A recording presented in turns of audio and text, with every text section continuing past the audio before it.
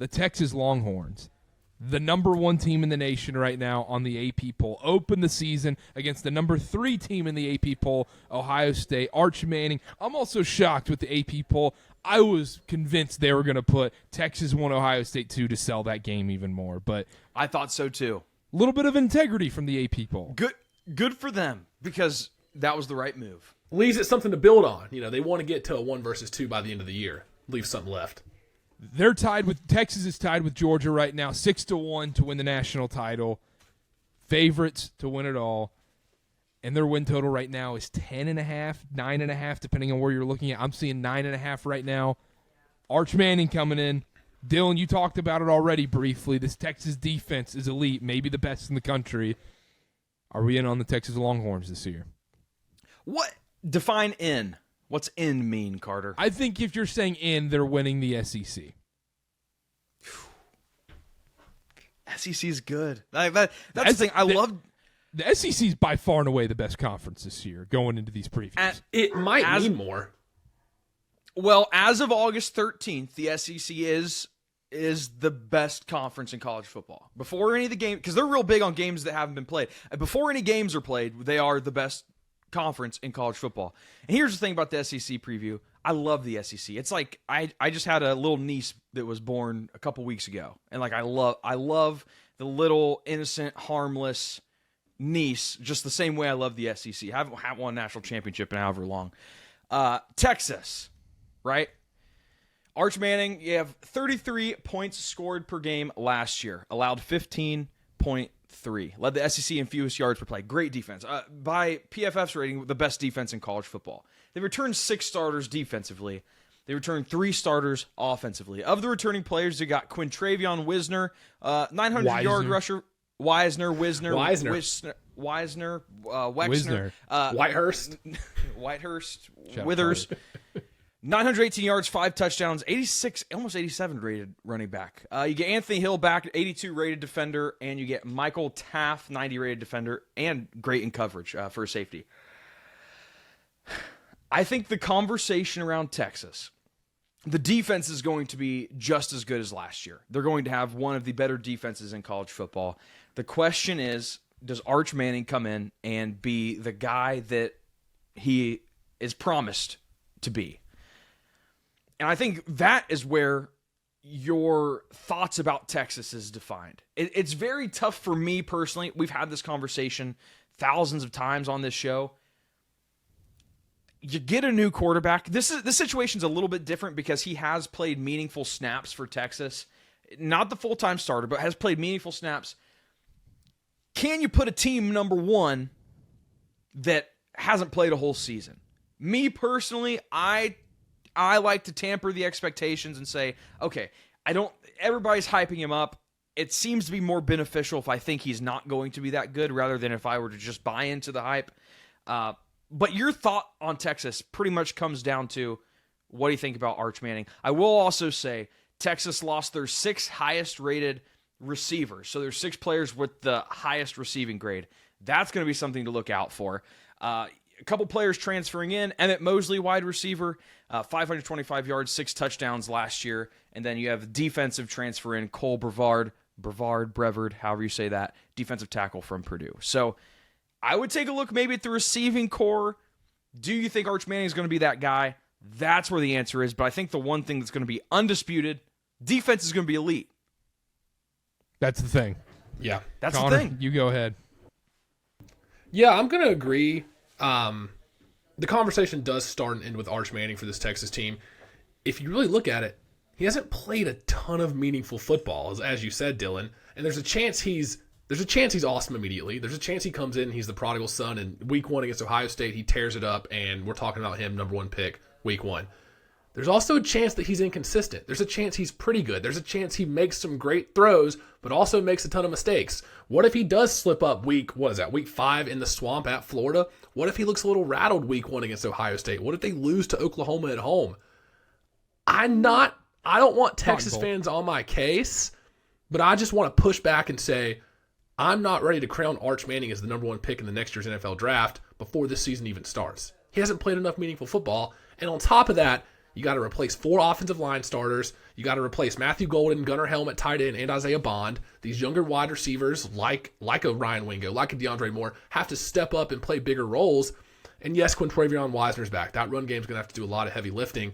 I'm just concerned that everyone around Arch Manning on that offense, are they good enough? Are they elite enough to raise the floor of this Texas team and maybe make up for some young mistakes he might have early on? And that's what I'm not sure about. Like you said, defense will be elite, but is everything around Arch Manning good enough for when he does inevitably slip up in a couple of these games? That's what I'm not sure about, and that's why I'm not ready to make them the number 1 team in the country. I am. You are. Wow. You're in. Wow. Just automatically. Oh, yeah. I'm in on Texas. This defense is no joke. And you're like, oh, look at the weapons. Ryan Wingo is going to be a breakout star this season. But that's another one. You're saying breakout star. We haven't, there was Okay. loaded group last year, to be but fair. Then we're going to go talk about Alabama here in a second, and it's all going to be roses and, oh, Alabama this, Alabama that. We haven't seen Ty Simpson throw a ball, but all of a sudden Alabama, he's not going to slip up week 1 against whoever, Florida State. I love. But nobody's crowning Ty Simpson number 1 pick, though. That would be my argument. No, and that's fair. But that's going to be my thing is Arch Manning doesn't have to be. Arch Manning can play Drew Aller football, and they're going to win 10, 11 games this year. The SEC actually shapes up decently nice for them. They've got the 3 easy non-con games. I love their win total over 9.5. I think they're going to be a shoe-in to play into the SEC title game, especially with that defense. That defense is going to keep them in so many games this season. Look, I don't know if Arch Manning's that great or not, but I am going to bank on a quarterback that has been in this system for 2 to 3 years now, has played some decent snaps, not a ton of meaningful ones like we've mentioned, but he's been in this system. It's not foreign to him. And my only reservation about this Texas team is not the weapons, not the talent, not the defense, nothing else other than, is Steve Sarkisian going to get too cute when it matters most? That's what I worry about, because with this Texas team in the big moments of the last 2 seasons, Steve Sarkisian has tried to get too cute. Quinn Ewers may have been hurt last year. I don't know what the deal with him was, but Sark's play calling has been disastrous in big moments. That's what I'm worried about with this Texas team. They're going to win 11 games this season. I have no doubt. No. Yeah. I got bad news for you. Alabama's defense is going to be better than Texas's. If you want to talk about QB play, we can say whatever, but that's going to be the difference maker. Alabama's defense is going to be so much better. I also find it very rich that you make a comment about the 3 non-cons and just don't mention the Labor Day weekend game. Well, Ohio State, yeah. They're still going to win. They're going to win it, but yeah, I mean, you're the one saying, "Oh, Ohio State's not good enough. They shouldn't be top 25." Sneaky. Well, no, they just weren't Sneaky. That game's going to be low scoring. I could see like a 13-10 Texas Ohio State game in that one. Like that's going to be a slug. I foresee 3 Texas defensive scores. Clip that one. We're starting off hot. I'm dead serious. Save that for week 1. Save that for the week 1 preview. We'll get there when we get there. So let's go. Yeah, 9.5, right? Just real quick for Texas. Not like minus 200. For over 9.5? Yeah, it's like minus 190 right now on FanDuel. Sneaky Texas A&M, Georgia. No. I don't see him losing to Florida or Oklahoma. Okay, so maybe that's not bad. Maybe that's not bad then. 9.5. Like I said, the SEC shapes up really nicely for them. If they this is one of the easier SEC schedules. It is, and that's my thing with this defense. Arch Manning might not be asked to do that much, and if he is that good, and if he is number 1 pick worthy type player, then all of a sudden this team's without question the best team in the country. It's going to be a plus 200, plus 150 title favorite as the season goes on. I'm scared of this getting clipped off and Texas fans targeting me instead of Dylan, but I think they go 9-3. I think there's a slip up game in there. I think. Where? I don't hate. This is a spoiler for the rest of the show. I think that last game Friday night against Texas A&M. I think that's a slip-up spot. I think that might be a loss, unfortunately. Even if they beat Ohio State, I think Georgia game's a tough one. And Florida, say what you want about Florida, in the swamp is not easy. So, I don't know. I could see 10-2 is probably more likely, but I don't hate 9-3 for this Texas team. I know that pains you to listen to, Carter. I'm in on Texas. I love this Texas team. They're winning the SEC. Dylan, what do you think? Wow. Record-wise. going through this schedule, I mean, Karter is right. This is one of the easier SEC schedules. I think they beat Ohio State. At Florida is going to be a tough one. We'll give a coin flip there. Texas A&M, I think they'll lose.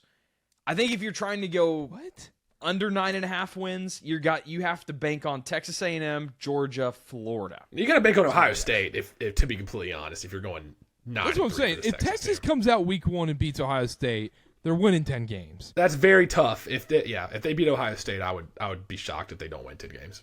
But I don't know. I see a couple, and I'm not big on Oklahoma. We're kind of writing off Oklahoma too. I'll write off Oklahoma. What do you guys make of the Texas argument right now that, the people that are hating on Texas, that if Arch was that good, why wasn't he playing over Quinn Ewers last season? Quinn Ewers had a down year last year, and I don't think anybody expected that. That would be my case. And at a certain point, when you become a contender like Texas was, you can't make that change week 7, right? So you look at Quinn Ewers' stats from just 2 years ago versus what he did last year. That's one of my takes. I wish I would have held on more to. I just let it go like a loser. But too early. He was much better 2 years ago than he was last year. So you can't fault them for making a decision at the beginning of the year to go with Quinn. And then I think the fact that we saw Arch in packages was very telling. And I think that's the most they could get him involved. You can't just make him the starter halfway through the year when you're competing for a national championship. I think that's fair, but let's not act like Quentin Ewers had a horrible season by any stretch of the imagination. Sure, it might have been down from the year before, but this team was still in the college football playoff semifinal. They had the best defense. True. Okay, but if you put Arch Manning in week 2 on or week 1 on, is that going to change anything? I'm not sure. They probably would have still been playing in the college football playoff. I agree with that. That's what I'm saying. I don't know. I've never played at that level. I don't know what signal it sends. I've never played football in general. Commenters are going to have a heyday with that. No way. I don't know how much the continuity at that position. I understand the defense is different than the offense, obviously, but it does feel like sending that signal of uncertainty in your starting quarterback probably is not the best thing to do when you're in contention for a national championship. If I had to guess. And also on top of that, I think Quinn Ewers, his injuries have caught up to him. And I think it's not as much maybe how hurt he was at that point. I think the injuries, he lost his confidence.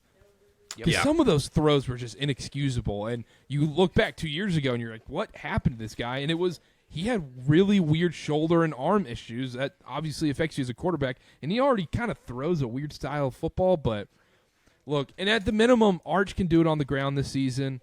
I think Wisner having. The other thing is, you go back to Texas last year, the whole time in the preview, we're like, who's playing running back at this point? I felt like they were on their 5th-string running back going into week 1 last year with injuries and all that crap going on. They have continuity there. They're so good in the trenches. This Texas team, I love them. I love them. I think they're going to be playing for the national title. I'll just say this. For Texas to be elite, that run game is going to have to be elite. And maybe even better than last year. And with 4 new O-line starters, and I have no question it'll be better than last season. It was pretty good last year. And that's what I'm saying. With Arch Manning being able to run the ball with his legs, Quentin Ewers, you're not really that worried about him. He could scramble a little bit, but yeah, and I think that's fair. And the last point I'll make on Texas, you guys are right about the defense. They were 2nd in NCAA in scoring D last year, 4th in opponent yards per game. They were great in the red zone too. They're going to be great again this year. The only area of concern for me on the defense is the defensive line. They lost 5 of their top 6 guys last year on that D-line. Now, they did get some transfers in. Travis Shaw. Karter, you'll love this. Travis Shaw from Carolina. Defensive line transfer. Big guy, 300-pounder. Hey, how'd he do against the Dukes over in James Madison? He was part of that 70-point takedown? I'll just say he was non-existent in more games than I would have liked for a former 5-star recruit. So we'll see how he does at Texas. Yeah. Anyways, I don't think Texas is going to be bad, but they're not going to win the SEC in my opinion, and I would not be shocked if they're 10-2, 9-3. I don't have them as a national title winner. I'm salivating, dying to know who Connor has winning this conference. Now that he has solidified that it is not Texas.